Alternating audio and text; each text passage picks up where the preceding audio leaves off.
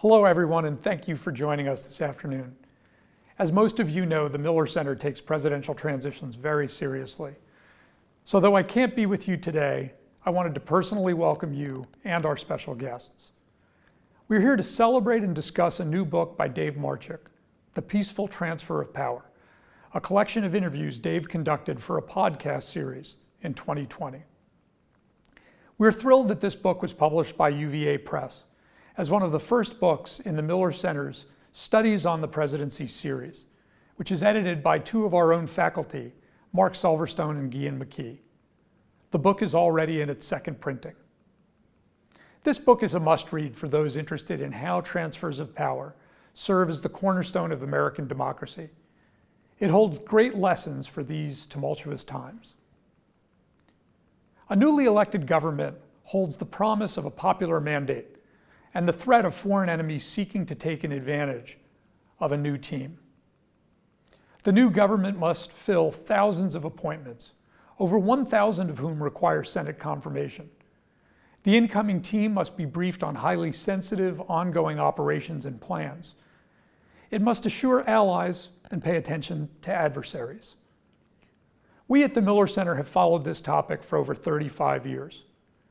Our 1986 National Commission on Presidential Transitions featured 3 former Secretaries of State and 2 former Secretaries of Defense. It proposed a series of reforms to help a new president and his team assume power. That report was developed just as the Cold War was about to end.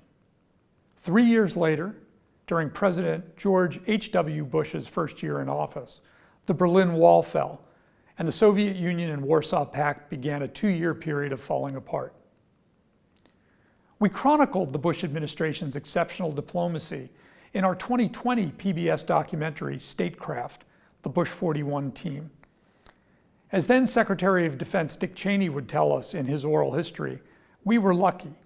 There is just no training ground for civilian political leaders.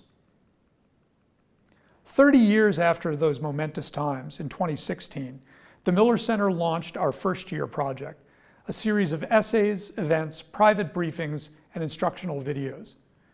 We took the lessons learned from a series of first-year crises, from the 1932 transition from Hoover to Roosevelt during the Great Depression, the 1961 Bay of Pigs crisis, Black Hawk Down in 1993, the 9/11 attacks in 2001, and the 2008-09 financial crisis. The Partnership for Public Service, headed by Max Steyer, was an essential partner in our first-year project. In the run-up to the 2020 election, we were thrilled to join forces again with the Partnership for Public Service and their Center for Presidential Transitions, headed by Dave Marchuk. Dave combines a laser-sharp intellect and effectiveness in getting things done. His impressive resume shows a great combination of government and private sector experience. What it doesn't show is how great a colleague he is and how much of a pleasure it is to work with him. In 2020, Dave saw that the global pandemic, economic contraction, and racial justice reckoning would potentially collide with a contested election, where a majority of Americans from both parties worried about whether the election would be free and fair. He began interviewing senior officials from both parties, presidential historians, and other experts on the presidency, resulting in a popular podcast series and in this excellent book. In addition to that, Dave and I co-authored an essay that fall that sized up the challenge as one of the greatest confluences of economic and political crises in American history, rivaling the Civil War and the Great Depression. Dave also reached out to us to help co-host a webinar on October 2nd of that year. It featured 5 former White House chiefs of staff, several former national security, homeland security, and domestic policy advisors, and several of our own scholars, and it was all moderated by UVA alum Margaret Brennan of Face the Nation. Many of those folks are featured in this book. Unfortunately for all of us, the chaos of January 6th remains a force in American politics.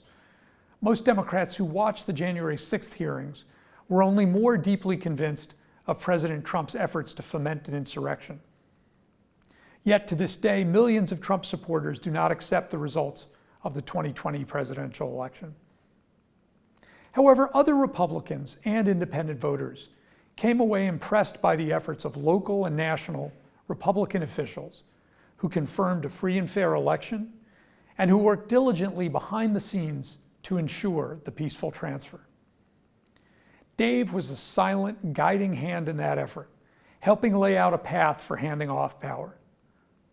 That's why we're especially grateful to have this terrific panel today to help celebrate and discuss Dave's book. Peter Baker is a longtime friend of the Miller Center. He is the New York Times chief White House correspondent. He has authored numerous books on the Clinton, Bush, and Obama presidencies, including his extraordinary biography of James Baker, and has covered 5 presidential administrations. His most recently published book, The Divider, is already a #1 New York Times bestseller and will help guide all of us when we study the Trump presidency. Chris Liddell was an assistant to the president and a deputy chief of staff during the Trump administration. He also has served as Microsoft CFO and vice chairman of General Motors.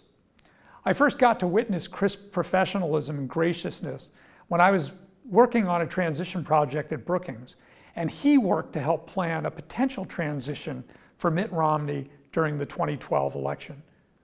Dave's new book argues that Chris had the worst job in Washington in 2020, being responsible for the peaceful transition for a president who did not want to leave and did not recognize the outcome of that election. Finally, I'll now turn it over to Catherine Dunn-Tempest to moderate the conversation. Katie is a senior fellow here at the Miller Center. Like me, she also serves as a non-resident senior fellow at Brookings. She has conducted the most extensive tracking of White House staff and cabinet members, including tracking and comparing the turnover among White House officials. She's also a fellow with the Center for Presidential Transition.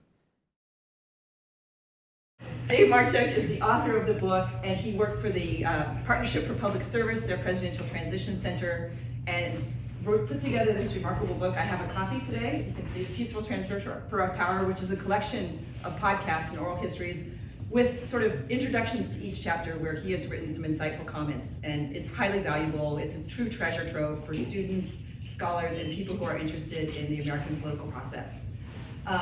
Before I start with Dave, I'm going to open it up to Dave. I just want to also say that we are willing to take your questions at the end. So if you have any questions, I think you're supposed to fill out a form. And Alfred, my friend back there, will bring them to me. And in probably 15 minutes toward the end, I'll break into a Q&A so that we can hear from you. Okay, and with that, I'm going to kick it off to Dave, and maybe Dave can tell us his favorite part of the book, or his favorite part of the whole enterprise of studying transitions and working with people like Chris. Great, well thank you very much. Thanks to the Miller Center for having us here. It's a wonderful institution. Thank you for all your support for the Miller Center. My editor of the book, Amy Zimmerly, is here. She is the history and politics editor at the UVA Press, which was nice enough to publish the book. And so it's a privilege to be here. So I guess the question is, why a book on presidential transitions? Every aspect of the presidency has been studied, except for this has not been a significant area of focus for scholars, and really the modern transition planning effort did not start until Jimmy Carter. So what goes on in a presidential transition? I'm now the dean of a business school. If a business school dean or a business school leader or a business leader said this is the way we're going to design a transition, they would be fired. So when a new president comes into office, that president has somewhere between 75 and 77 days to organize an entire government. A new president has 4,000 political appointments. 1,250 of them need to be confirmed by the Senate. Manages a multi-trillion-dollar budget, supervises 4 million employees, including the military. And a transition is a moment of great vulnerability. Our adversaries abroad know that it's a moment of great vulnerability. So going back to the Reagan transition, from Carter to Reagan, you remember the hostage crisis, which broke the day that Reagan came into office. Also, the Soviet Union thinking that the American public and the American presidency would be distracted, cracked down on gold. In the run-up to the Obama administration, during the transfer of power, we were facing 2 wars and a financial crisis at a time when that presidency was being handed over. And on the day before the inauguration, there were terrorist threats against the United States, including a plot which was later broken up to have a terrorist attack on the mall during the inauguration of Barack Obama, where those adversaries thought this would be a moment of vulnerability where we could take advantage of the fact that the outgoing is getting out the door and the incoming is not organized. So the book focuses on the history of presidential transitions, starting with Carter going forward, analyzing each transition, including the 2 Trump transitions, the Trump transition out, which was led by Chris Liddell. He was Deputy Chief of Staff in the White House and was not only planning President Trump's potential second term, but also planning to hand over power in case Trump lost. So we'll talk about that. And then we discussed the historic transitions, the worst transitions in history. The Buchanan to Lincoln transition, when 7 states seceded during the transition. Buchanan was paralyzed, the Congress was dysfunctional, and half the cabinet basically supported the South. The Hoover to Roosevelt transition, when that was a 4-month transition, the Great Depression peaked, banks ran in 25 states, farms failed, we had a food shortage, people died. At the same time, Hitler came to power, the Reichstag burned, and Japan left the League of Nations, all during this 4-month transition. So the book starts with a foreword by Ken Burns. And Ken basically said, David, you're focused on the nitty-gritty of presidential transitions, how to make them smoother, faster, and better. But what we should celebrate is the fact that we've had 230 plus years of smooth transitions of power, where presidents have come and gone. They may not have wanted to go, but they've always left. No arms have been raised, no troops have been alerted, no shots have been fired, and nobody's been killed. So I had Ken Burns on the podcast again after January 6th, and I said, Ken, last time you were on, you highlighted the peaceful transition of power. No shots have been fired, no troops alerted, nobody had been killed. What do you say now? And he said, this transition is a historic transition. The country's never seen it before. And the book ends with a hopeful approach, which highlights that the transition of power has traditionally been nonpartisan, bipartisan, where the outgoing and the incoming cooperate. And the last couple of transitions have been aberrations. And so I'm hopeful that the country can come together, that officials like Chris Liddell, who are part of one party, can cooperate with the next party if there's a transition, and the nonpartisan, bipartisan nature of the peaceful transition of power can be reestablished in the United States. Thank you. So I think I'll start with Chris for my first question, and that is that, as you know, the Miller Center is a treasure trove of oral histories by former president's staff, White House staff. And time again, you run across sentences, paragraphs where people talk about the incredibly strenuous nature of White House jobs. That it's the most taxing job, it's a job that has the steepest learning curve, nothing prepares you for it. Not only did you stay in the White House all 4 years with one of the most strenuous jobs, but then you had sort of the transition to deal with. But having said that, at the same time, you're also somebody who worked at the highest levels in our private sector. Which was more challenging? No, absolutely the transition and the work in the White House was the most challenging role I've had in my life. But I was fortunate that I had some very senior positions in other corporations, particularly large-scale private sector, and that gave me a lot of the tools and techniques that I wanted. So it helped enormously, but it was definitely the most challenging role. And just to add sort of my thoughts to Dave's comments about transitions generally, why transitions? Transitions define the first year of the presidency, and the first year of the presidency defines the rest of the presidency. So they are incredibly important, not only for covering some of the risks the country faces in the early days of a presidency, but in assisting the president fulfill a legislative calendar and make a real impact. And so think of it like an iceberg, and what you see from the outside is just the tip of the iceberg. Below the center, there is an enormous amount that actually happens to set up a fully functioning government in the United States. And I think politics is sort of what, who, and how.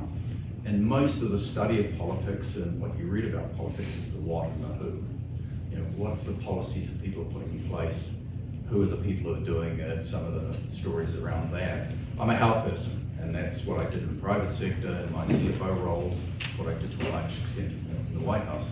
So transitions to me are fascinating because of the how. How do you actually establish this government? And just think about it. It's the only organization in the world I know where there's 100% turnover on day one. So you literally, at 11:59, one administration leaves, at 12:01, it's a totally new. And one of my memories, probably that I'll have for the rest of my life, was walking around the White House on the morning of January 20th, and literally all of the offices are empty. The president had actually already left. He left about 8:30 that morning. So there's literally nothing there, and the incoming administration is starting to assemble, deciding which office they're in. So it's an amazing experience in a country to think that this is the most powerful and influential organization in the world. 100% turnover, and literally you go from one set of vacant offices to a full at 12:01. So the how you do that, to me, is fascinating and incredibly important. But sort of the last thing I think is, to me, part of the reason why we have a distrust of institutions at the moment is not only because of what they're doing, but how they're doing it, and their inability to actually fulfill basic citizen requirements. And that's a lot about how you set up a government and how you run it there afterwards. And that, the shape of that is determined in the transitions. So to me, as I say, think of it as an iceberg. You won't see the tip of it, but below it is this incredibly important body of work that goes on, that David in his book has enriched, that really makes an incredible difference to an administration, hence the country. And just to follow up on that, you said that particular job was the most challenging job you've had. Was there a period in that roughly 75-day transition that was the most challenging? Could you identify that? There's probably no prizes for guessing which day that was. Yeah, no, it was challenging all the way through, and then I'll answer your question explicitly. One aspect of this particular transition that was challenging right from the word go was this concept of ascertainment, and it's a slightly technical term, but basically there's someone in the GSA who runs the GSA who has to ascertain that there has been a winner of the election, and then resources from the government flow, and all the things that I'd been organising in the months leading up to that start to get put in place. This in particular election, along with the one in 2000 for different reasons, ascertainment was delayed. And so we had about a 3-week period where we were in neutral. So it was challenging right from the start. Then obviously we had the dispute around the election itself. And then to answer your question explicitly, January 6th. And January 6th was a defining day for a number of us, and obviously for people inside the White House, and really challenging from a personal perspective, because I, like everyone else who was still there in the administration, had to make a fundamental decision, which is, do I stay or do I leave? And that's a very personal and difficult decision. A number of my colleagues decided to leave, and I respect them for making that decision. I received a lot of advice from people. It was probably in the ratio of about 10-to-1. People who suggesting that I should leave relative to the ones who I should stay. I took the advice of some of the people who said I should stay, including Dave Marchuk, and I took the view that it was my responsibility to stay and see the transition through. That was a very, very difficult personal decision, certainly the most challenging day in a very challenging transition. Yeah. And Dave, just building on that moment of January 6th, can you talk about, from the outside looking into where Chris is, what happened that day and the phone call that you had with him? So I had been working with Chris for a year on the transition, and there's a whole apparatus that's put in place as required by law for the outgoing administration to prepare for the potential for a new administration coming in. And regardless of what any of you think of Trump, and Peter's book is called The Divider, so that may give you some indication. There were people in the government that were trying to do the right thing, despite a president who wanted to do the wrong thing. And Chris was the most prominent of those people. So we had established a very good working relationship.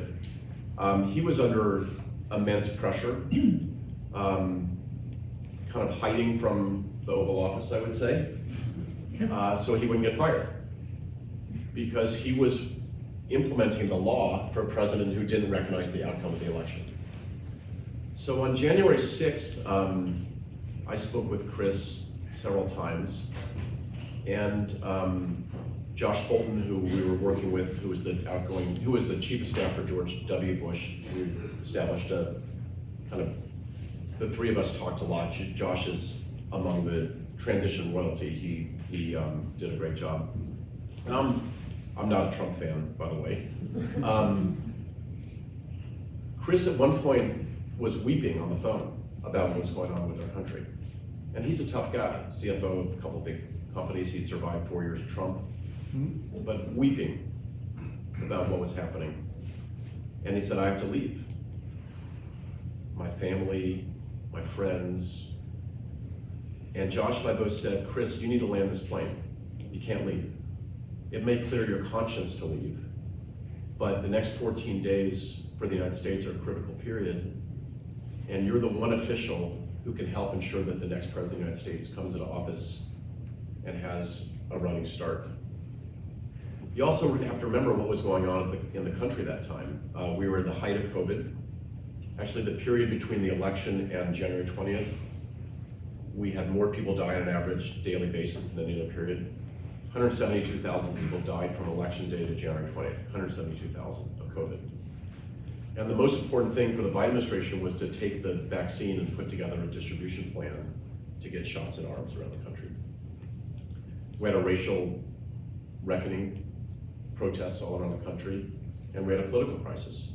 And Chris was the one official who could help ensure that the 230-year tradition of a peaceful transition of power would continue. And so, again, I'm not a Trump fan, but I'm grateful for Chris's service to our country and what he did to help ensure there was a smooth transition of power. So Peter, I'd like to shift to you and put you on the hot spot here. You and your wife, Susan Glasser, have written the book, The Divider. Yeah. And it documents sort of the decline in civility, the decline in norms, the decline in traditions. Does what happened after the election in 2020 surprise you? And second question, because all reporters have follow-ups. If you watched President Biden's press conference yesterday, they turn the tables here. Do you think what happened in 2020 was a one-off, and we don't need to worry about that in the future? And what would you say, sort of going forward, for people who like to think about transitions and how to improve them? What should we be thinking about? Yeah. Well, first of all, thank you to the Miller Center for including me here. I'm a big fan of the Miller Center. Had you been able to see the full video, you would have seen, I think, some quotes in there saying how great I think it is. Dave used the phrase earlier today that it's the best at what it does. I think it's absolutely true, and I'm a big fan. I was here just a few weeks ago. I expect you to give me the secret decoder ring at some point. I'm also a big fan of Dave March's book here, which I think is fabulous. I really recommend anybody who cares about our country and who cares about the presidency, because I think until 2020-21, we took it for granted. We took it for granted that this transfer happened. We didn't know all the work that Chris had put into the Mitt Romney would-be transfer of power. We didn't know about how Bush and Obama and all the other modern presidents took seriously this idea of keeping the country going at a moment when it is, as Dave says, at its most maximum peril, particularly in the post 9/11 period, particularly in the middle of a financial crisis. So this last transition obviously brings that home in a visceral way. The whole country saw how important the transfer of power is and how lucky we are that we have gotten 200 and some years without something as bad, except for Buchanan and Lincoln, as what we saw, I think, in this last year. And thank goodness there were people like Chris who were trying to keep the ship of state steady. I think for us doing the book, one thing we learned in doing this is the only book that's been done about the 4 years of the Trump presidency. And for us, the lesson was that January 6th was not a one-off. That we were building toward this, that we had a president in there who did not come from any day of public service, and didn't come from a tradition of understanding how the institutions work, and didn't really respect them all that much. Believed that even apolitical parts of government like the Justice Department or the military were there to serve his needs, his desires, his political goals. And so by the time you get to the election in November of 2020, we shouldn't have been surprised that he wouldn't accept a defeat, because he told us that. He told us he wasn't going to accept it. Long before there was even an inkling, a single vote had been cast, he was telling us that it was illegitimate if he lost. So it shouldn't have been a surprise. And to the point that Chris has made, which is thank goodness our institutions held, I say hear, hear, thank God for our institutions.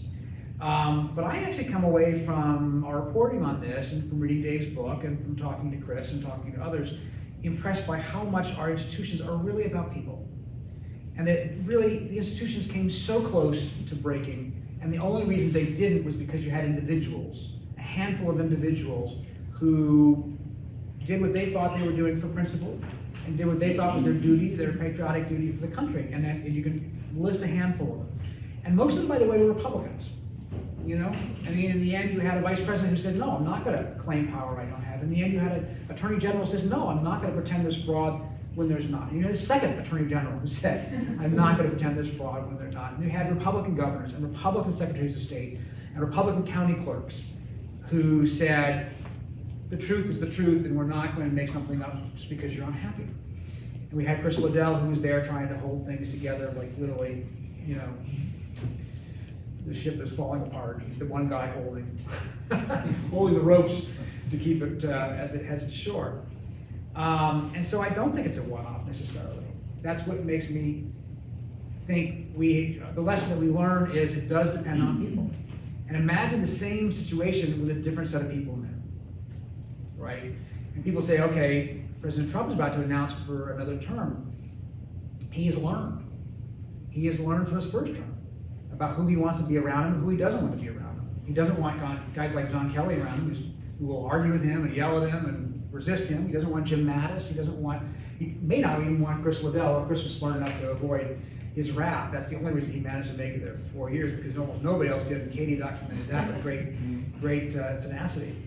And so I think a second term, the concern that you would raise is who would he have around him? And would he have people like Mike Pence and Chris Liddell and Bill Barr? And you can, all these people are, with the exception of Chris, all these people are flawed. I'm not endorsing any of them. My only point is that at the moment of truth, when it comes, you know, when it really comes to it, a variety of people stood up. And you can argue about other things they did, whether they should have taken the job in the first place, and so forth and so on. You know, that's fine. But in that moment of most maximal peril, we had a handful of people who said, no, this is not the right thing to do. Would we have that again? I don't know. So Chris, it's pretty clear from Dave's comments and various articles written about the transition that part of your ability to succeed was that you managed to stay below the radar. You kept your head down. Was there ever a close call? A few, but I mean, I kept my head down the whole 4 years. That was one of the reasons why I survived it. And I think it's important, you know, I was low key in everything that I did, but I think it's important to say, if you're working in the White House, you're assistant to the president, you're serving the president, you're serving the country. And you need to serve both of those. If you're ever in a situation where you're not serving one of those, you shouldn't be there. So the most obvious one we focus on is serving the president and not serving the country. If the president asks you to do something unconstitutional, you shouldn't be there, you should resign. But equally, I don't believe that someone in the White House should be serving the country and not the president, because they're there to serve the president. So I kept the low key, but I also kept a very clear conscience, because nothing I ever did, in my view, prejudiced the president. And I was quite clear in my mind that it was important for him that there was a successful transition. Whether he would admit it or not, I thought it was absolutely critical for the country that there was a successful transition and successful for this particular president, if there was one as well. So I took that in the spirit of it. Now, Did I do some things that he might have been grumpy about, a bit down about? Sure, that's the nature of the beast. And he might have yelled at me and so forth. But I always had my radar screen. Do things that are right for the country. And don't do anything that is disloyal to the president. Otherwise, you shouldn't be there. So yeah, there were some close calls and some times when probably if he would have yelled at me. But the important thing from my point of view is I didn't ever want to get in a situation where he told me to stop doing something, because then I would have had to resign. So it's important that I kept doing things that met those two tests, that didn't ever reach a situation where I had a resignation. But in that period, in the aftermath of the election, I'm guessing that there were sort of two camps in the White House. There was the camp of you and your compatriots who said, we lost the election, we need to make as smooth as possible transition. But I'm not guessing that there's also individuals who were like, oh, we didn't lose. We have all these lawsuits going on, everything's gonna be okay. And that those people might have been inclined to rat you out or otherwise sort of stop your willingness to help the other party in this transition. That didn't happen, I guess? There was some element of that, but there was sort of a parallel track. There were the people who were working on the election and the contesting of that, and then there was the transition. To a large extent, the people who you're mentioning from the track one, all their energy was going into contesting the election, and the transition I kept purposely low key because the less they had over on track two, the better. And there were two sort of parallel and separate tracks.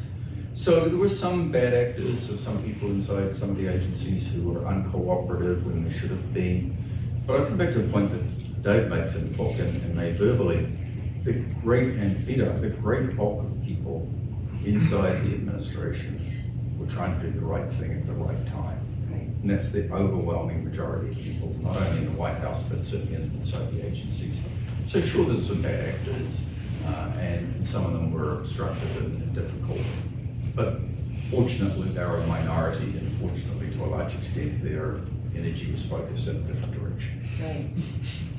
And in order to sort of remain under the radar, it sounds like you largely did it, but did you have special assistants to the president or more junior staff members that were helping you? It strikes me as Herculean that you yourself managed this whole, with obviously Mary and other people in the federal government. It certainly wasn't me myself, absolutely. I had a staff working on it, and so they were doing a great job. And you mentioned Mary Jabir, who is a civil servant who works in the GSA, and she did an unbelievable job. I give her certainly more credit than me for what she did.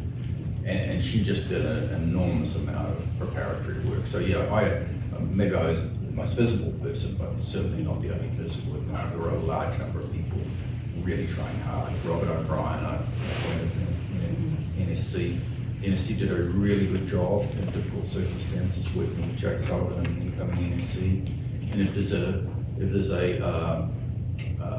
threat that we have at all, normally it's in the security area. And so they did a really good job again behind the scenes to some extent of transitioning and working together.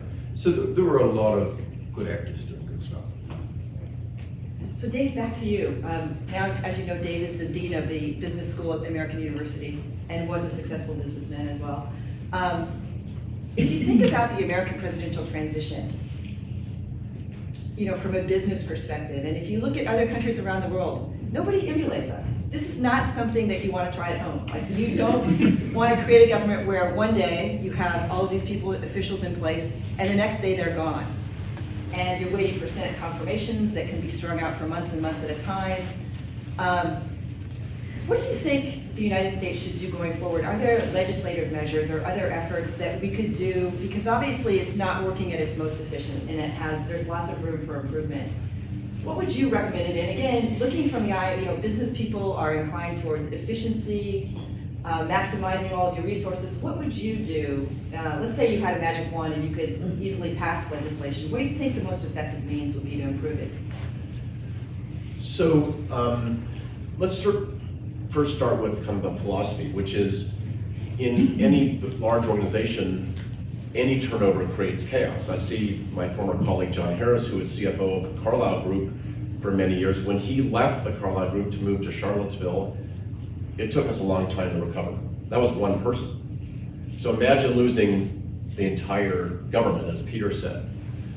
So there are a number of reforms that Congress should pursue, and Christine Simmons is here. She was my colleague at the partnership, and she's worked on these issues for 20 years. Reducing the number of Senate confirmed positions. So as I mentioned, there are 1,250 positions that the president appoints that requires confirmation by the Senate. It takes 6 to 12 months to get those people through. President Bush, in the first 100 days, only had 5% of his people in place. President Biden, at 200 days, which is September 30th of last year, and Biden knows what he's doing. He's been in Washington forever. He had 128 people in place out of 1,250, so 10%. So reducing the number of appointments that require Senate confirmation will get people in place much more quickly. More resources for the transitions. So for example, a transition, as Chris knows from his Romney days and also Trump days, is a startup. Biden had 800 people working in the transition on election day. In February, he had 1. So Congress doesn't, the government doesn't fund those people's salaries until after the election. They should do that after the convention. Once there's a nominee, Congress should create incentives for a candidate to get ready, hire staff, presume they're going to win, and be ready on day one. And then this issue of ascertainment, which Chris has written a very good piece, which hopefully will become a book, which highlights how to lower the standard to start with a provisional ascertainment so that even if there's a contested election or there's uncertainty, that both candidates can get started on implementing the transition the day after the election, so they're ready 75 or 77 days later. So much is at stake for a president to have that good start. Moving everything up, making it easier, would be in our national interest. And Peter, you studied so many modern presidents.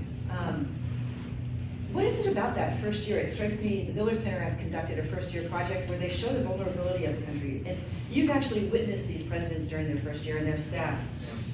What do you typically see? Is it a little bit of chaos at the beginning, or do you see that they actually climb that steep learning curve pretty effectively? Or? Well, I mean, first of all, I think every White House reflects the person at the top. The culture of the building is definitely, reflective of the person, right? So George H.W. Bush was a very different White House than Bill Clinton.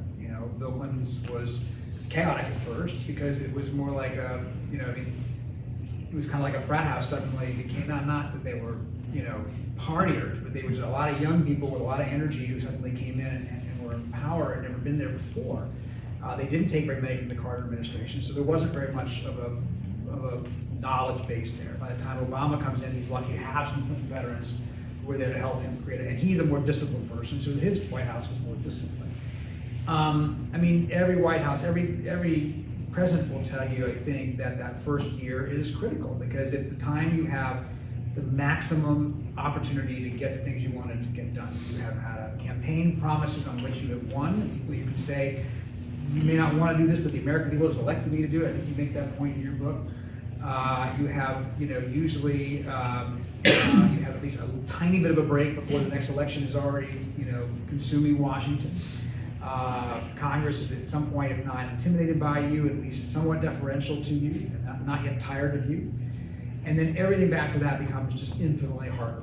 And that's been true of every president that I've seen. Now, I will say that, in 2016, before President Trump was elected, I covered 3 presidents, and I was getting ready to take a break from it. I was going to go to Jerusalem, be a foreign correspondent, and I felt I had seen it all.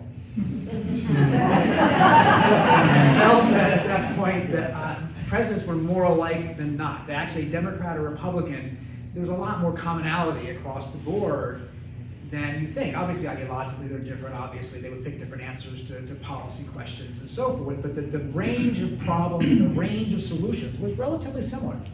And that they all faced within these 40-yard lines a certain, similar dynamics. And then Trump comes along and proves me all wrong, and shows that things don't have to actually be the way they always are. That in fact, that a lot of things that we thought were the standards and the norms and the traditions were in fact optional. We thought they were kind of written into stone. They're not written into in stone. If you have a disruptor willing to come in and disrupt them, you can disrupt them. Now, disruption is not a bad thing necessarily. Sometimes things are done the same way over and over again and they're wrong, right? We've been having the same fight about confirmations now for a long time. I think we'd all agree they're wrong. Somebody should disrupt that. Trump's disruption, of course, was not in process. It was more ad hoc than that. But in any case, to your point, I think the first years are absolutely vital. You set the tone. You bring in the people. And you don't always bring in the people who will be your best people necessarily, because sometimes the first group you pick is not people you end up getting along with the best or most in tune with you. There's sometimes people you reward from the campaign, or the people you think you have to have because they are people of stature from Washington or your party or their governor someplace you owe something to. And sometimes it's usually a second or third tier staff, and again, you've spent so much time studying this, you know better that you actually click with more, because by that point as a president, you know what works for you. You know who might be more in tune with you and more part of your ecosphere. But that first year, there's nothing like it. And Chris, because of your involvement in the Romney transition and then most recently in the Trump transition, one question is, would you work for a future candidate in the transition?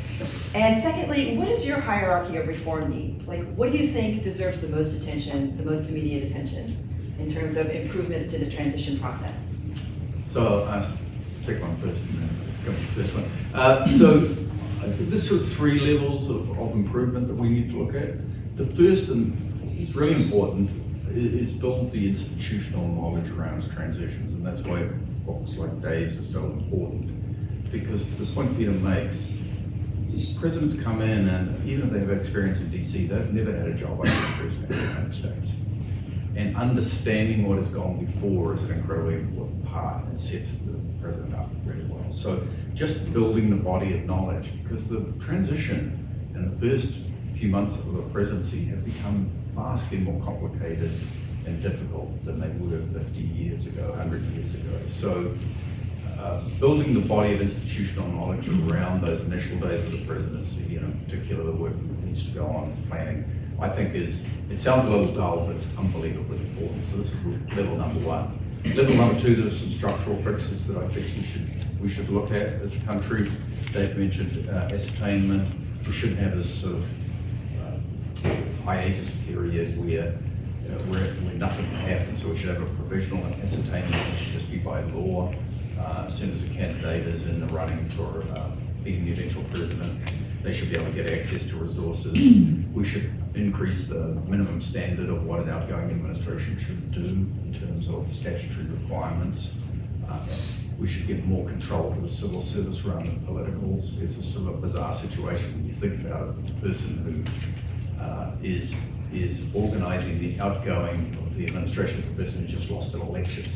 You know, it's not exactly a There's not a lot of situation. Yeah. And so having politicals like the person who runs GSA as a political appointee, having those people in charge of the most crucial decisions just doesn't make a lot of sense, even if you've got good actors there. So I think there's a number of legislative changes that we could make, giving more resources that Dave said. And the third thing, again, sounds a little sort of off base maybe, pick good presidents. But I'm not just talking about good presidents in the sense of ones who will help on an outgoing. I'm talking about incoming presidents. The way in which they organize themselves to run a transition is an incredibly good leading indicator of how good they're going to be in running an administration.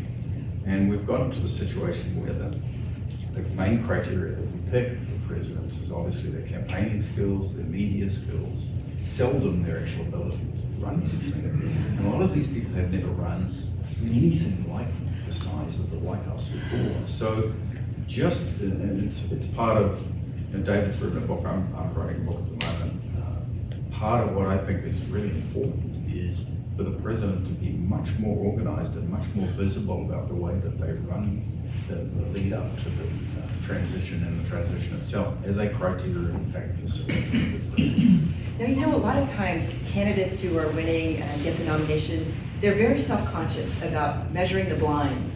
Yeah. And so they want to keep the transition kind of under wraps for fear that they're looking over confidence. So my thesis is exactly the opposite. Yeah.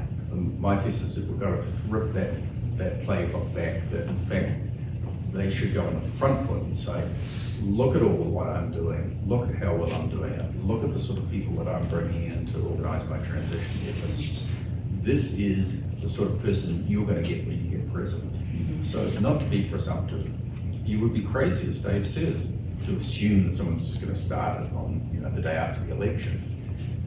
So just rip up that playbook and encourage people to say, open their books and show how competent and well they are, and get rid of this whole measure the Drake thing. It gets back to Peter's idea of disrupting.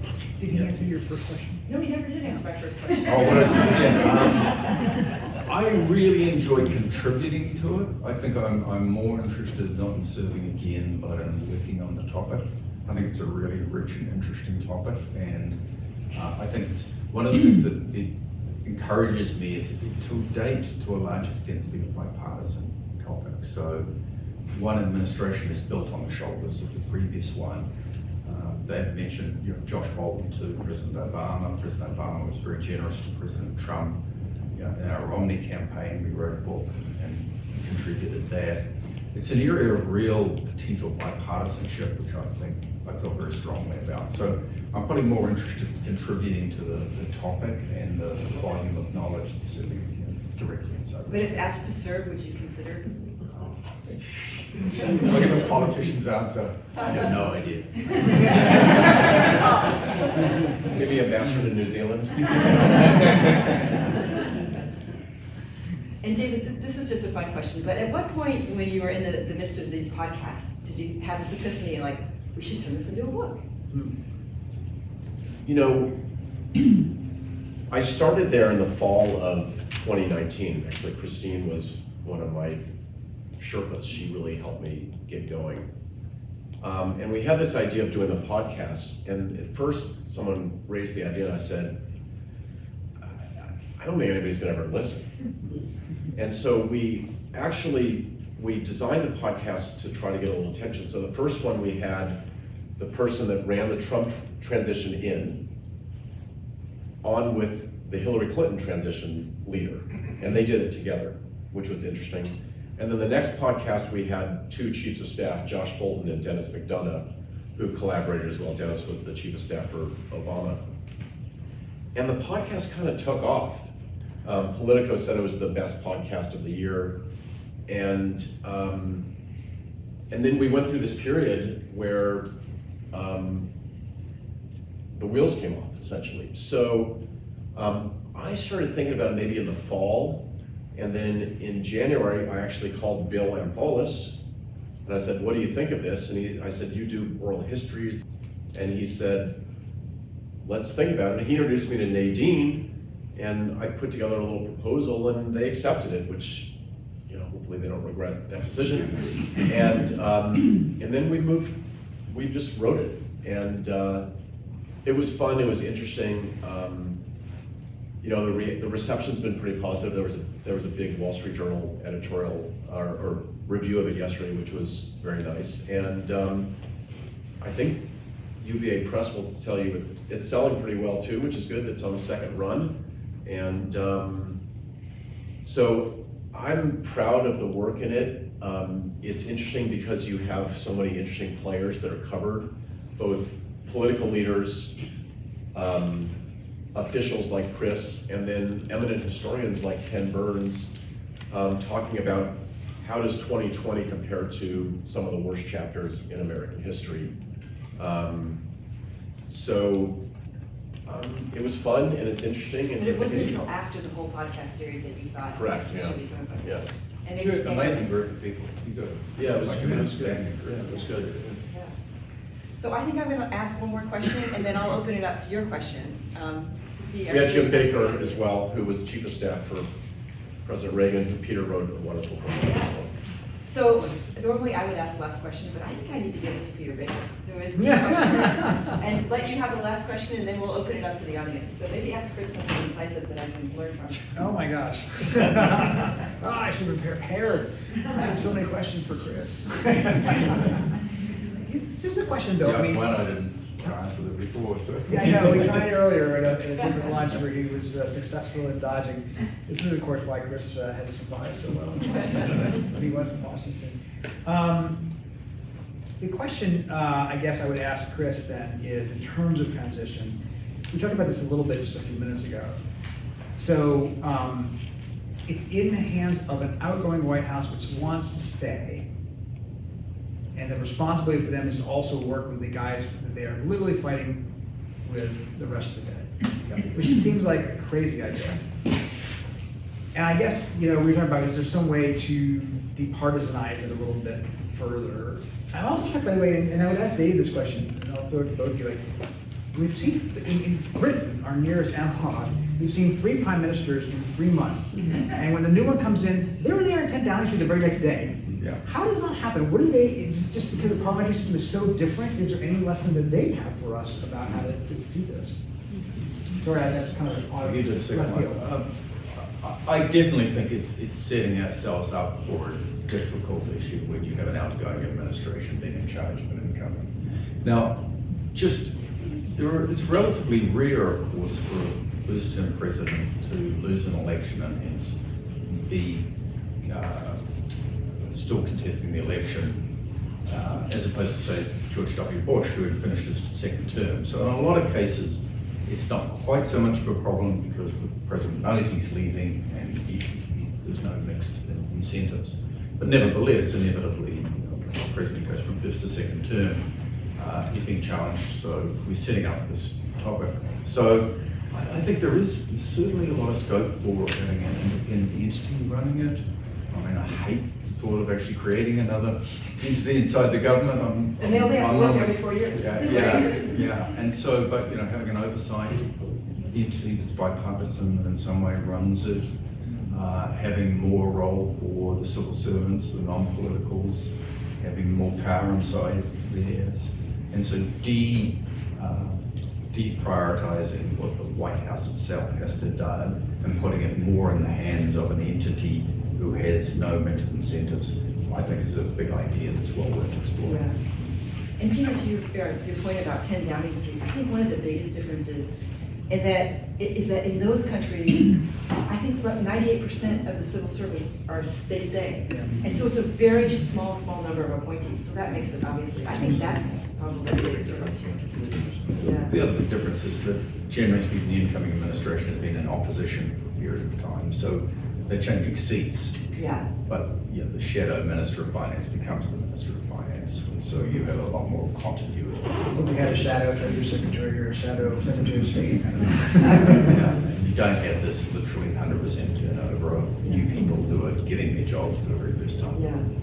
And you mentioned that when we had our lunch that you've been a student of American politics and really enjoyed following American politics while you were in New Zealand before you moved to the United States. Yeah. What did you think when you first learned about how this transition worked? Well, I worked on the Romney one, as I mentioned, and I was fascinated by the topic, and I knew nothing about it. And I started literally. And the good news, as I mentioned, is that we've built on the shoulders of other people. So, there's lots of books that have talked about transitions and subsequent volumes being done, but we're just building the knowledge. I think it's an underrepresented area. And I talk about the back to the what, who, and how. Most books on presidencies are about the what and the who, relatively little are about the how. So I think there's a real opportunity to build that. But no, I love American politics. I got into it. One of the little sort of anecdotes is I decided when I joined the White House that I would try and read a book about every president while I was there. So I had. You had time to read. Did you? Yeah, one a month for You got close all- to you 48 got months. Yeah. I found a really good one on William Henry Harrison because it's really hard to find. Believe it or not, there's a book on everyone. He was 3 months in office before he died in the Yes, last. yeah. But there is a book about it. Could you describe the transition between Reagan and Bush 41? I have heard that there were surprising tensions between the Reagan and Bush teams. Yes, and Peter Baker has written on this, so we'll both answer it together. So Bush obviously was vice president. Andy Card, who was the chief of staff for George W. Bush was Deputy Chief of Staff for George H.W. Bush, and he was responsible for planning the transition. And he called it, he basically described two types of transitions, a hostile transition or a friendly transition. And actually the transition from Reagan to Bush was somewhat hostile, because all the Reagan appointees just assumed they would stay. They said, oh, well, there's been a Republican office. I've worked for George H.W. Bush while he worked for Ronald Reagan, and I'll just stay. And so there's some great anecdotes in the book where they basically had to say, actually, you have to resign. And a lot of people didn't want to resign. And so there was just terrible tension between a lot of the outgoing Reagan people and the incoming Bush people. And Bush really, needed to take the opportunity to do two things. One is put his own people in place, but also put his own stamp in place, which was very different. So during the transition, for example, he invited a number of African-American leaders to meet with him, which was a signal that he was going to try to be perhaps more inclusive and do more outreach than Reagan did. He also put a very good foreign policy team in place. What people forget was that Reagan's first year was very bumpy on the foreign policy side. He got rid of a lot of Secretary of State turnover. They had a lot of problems. Bush put together perhaps the most effective foreign policy team, maybe in modern presidency, with Jim Baker at the State, Brent Scowcroft at the NSC, Dick Cheney at the Defense Department, and Colin Powell as the chairman of Joint Chiefs of Staff. So, Peter, you want? Yeah, no, that's all right. You got it right. I mean, when Baker shows up, so Baker had been Bush's really, really good friend from their days in the Houston Country Club. So he had a relationship with his president that no other Secretary of State ever really had with their president. But he was ready to, when he became Secretary of State, he wanted a free hand at his new department. And he literally said, this is not a friendly takeover. They told the Reaganites to get out. And there was a lot of heartburn about that. But he wanted to have people in place that he trusted and he worked with well. His group was called the plug-in unit. He brought it with him wherever he went, whatever job he had. He brought the same people with him because he trusted them. They knew how to operate together. And you're right. I think it was a stressful time, even though they were both Republican, sides. Baker's so smart. Though, I'll add one more Baker story. When he becomes Reagan's chief of staff, this is the only guy who had been, we said this earlier, the only guy who had ever been picked to the White House chief of staff who would run not one but two campaigns against the president who appointed him. Right? He had run Ford's campaign for the nomination in '76, beat Reagan at the convention, ran Bush 41's campaign in '80, lost to Reagan.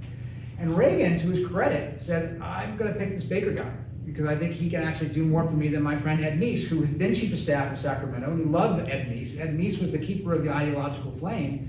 But as people said about Ed Meese, a paper went into his briefcase and never came out again. And he couldn't organize a 2-car funeral. So Ed Meese was a very lovely guy, a smart guy, and a very able, advisor to the President of the United States, but not meant to be chief of staff. Reagan knew that.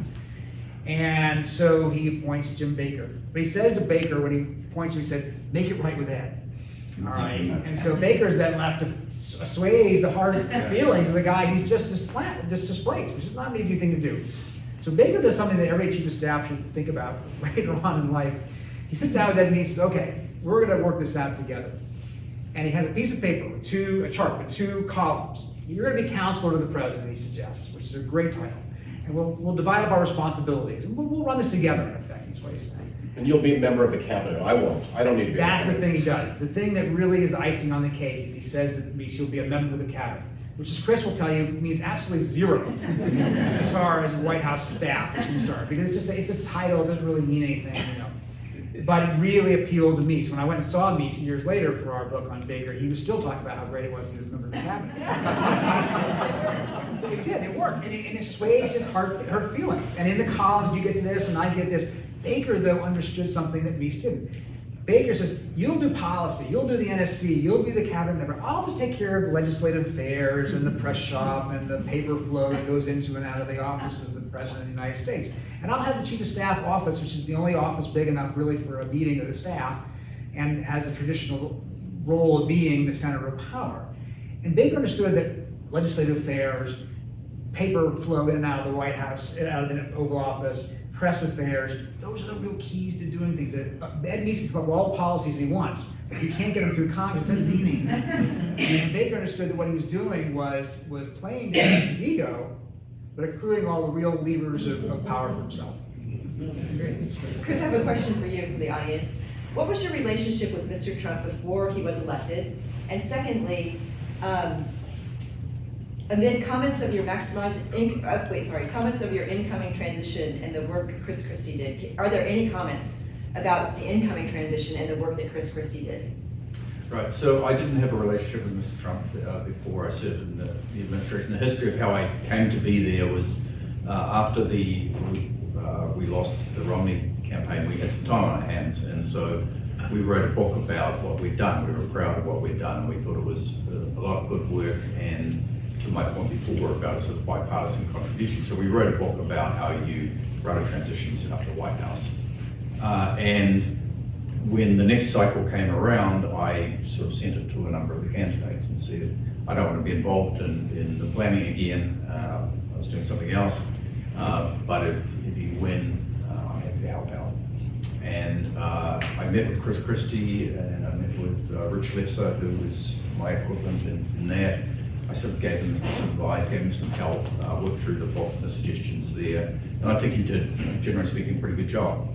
And obviously, Trump rebooted all of that on the election, and I got a call about 2 weeks after that one and said, can you come in and help? And said, can you come in for a couple of days and help out? And I came in for a couple of days and said, you're probably going to need a lot more than 2 days at one time. And I stayed for a couple of weeks, and then I stayed for 4 years. So, yes, how did that transition to an assistant to the president job? Because those are the creme de la creme in the White House, is to be an assistant to the president. So how did you go from working on the transition to then getting that incredible job? Well, I was offered a job as assistant to the president during the course of the transition. Oh, okay. So basically, I did some work, worked there for a couple of weeks, and the president-elect at the time called me up to his office and said, you seem to be doing a great job, people like you, would you like to come and join the administration, and here's a position. So this is simple. Can I tell two great Chris Christie stories? There was an interview with Chris Christie in the book, and he is about the most colorful person. But so I said, well, you were the first major politician to endorse Trump. When you endorsed him, basically there was Ted Nugent and Kid Rock. I said, why'd you do that? He said, he was going to win, so I want to do that. And then he actually did a very good job. Actually, that's your question. The question is, can you rate the incoming Christie transition? So Christie did a good job. He hired this fellow, Rich Bagger, who was a lawyerly executive, former Pfizer executive. They did a really good job. The day after the election, Steve Bannon calls Chris Christie into his office at Trump Tower and says, Chris, we got to make some changes.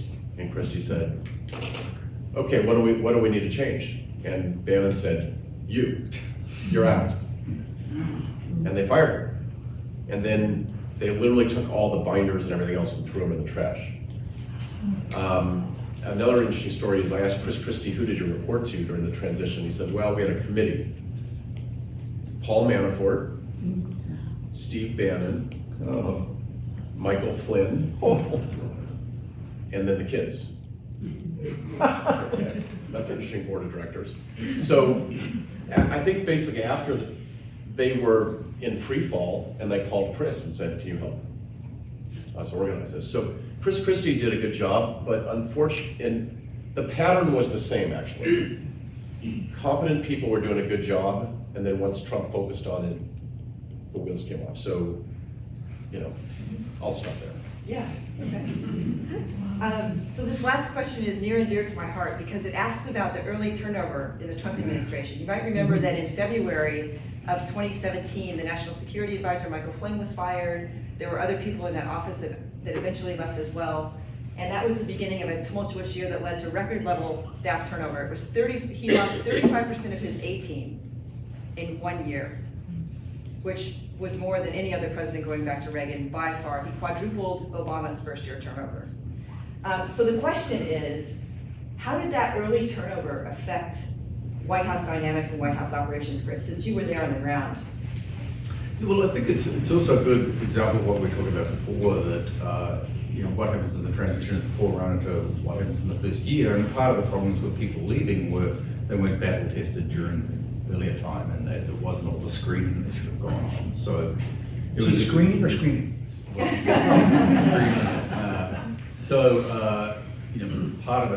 Part of the problems of those first few months really were seeded in the pre-election period.